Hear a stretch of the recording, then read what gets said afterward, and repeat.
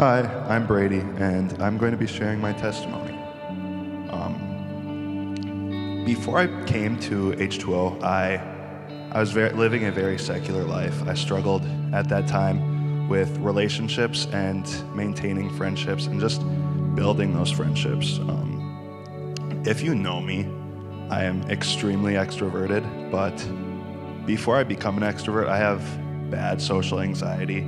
And that anxiety and shyness kind of just builds up and prevents me from creating friendships and going out and talking to people before I can talk as much as I do. And it makes it hard to exhibit the extroversion. A couple months before my experience here, or after my experience coming to H2O, I got the opportunity and was invited to go to fall retreat. At fall retreat, I was able to meet and build relationships with loving Christian friends and develop a relationship with God that I've never really experienced before. It turns out when you're in a car with people for 3 to 4 hours, you can really build relationships and connections and friendships.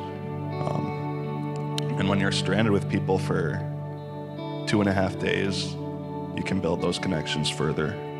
At fall retreat, I was baptized, and it really just changed my heart posture. I remember that night there was an extended worship, and I remember telling one of my friends, my heart feels so tender right now, and soft and clean, just completely new. And I really hope that never changes. And I was really excited about where I was in my faith at the time. And then we went home, and I experienced for the first time what it felt like after the mountaintop experience. And I struggled. I had this weird feeling in my heart that I didn't know where it came from. I was like, is this relationship and faith fake? Is it something that the enemy tricked me into to just mess with me? And that night at like midnight, I decided to go on like a half an hour walk, and I prayed, but it was entirely loathful and it sucked. But then the week following, there were so many prayers answered that I couldn't doubt that they were from the Lord, and that was really cool. And from that point on,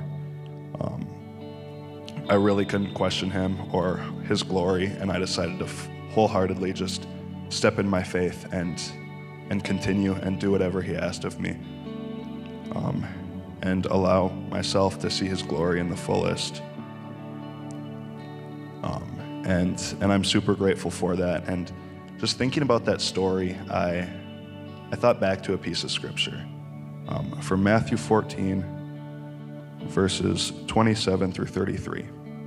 It says, "But Jesus immediately said to them, 'Take courage, it is I. Don't be afraid.' 'Lord, if it is you,' Peter replied, 'tell me to come to you on the water.' 'Come,' he said. Then Peter got down off the boat, walked on the water, and came toward Jesus. But when he saw the wind, he was afraid, and beginning to sink, cried out, 'Lord, save me.' Immediately, Jesus reached out his hand and caught him. 'You of little faith,' he said, 'why did you doubt?' And when they climbed into the boat, the wind died down. Then those who were in the boat worshipped him, saying, 'Truly, you are the Son of God.'" And he does so many incredible things for us. We can walk out onto waters that are completely unknown to us and that we have no strength in, but he can carry us through them. Thank you.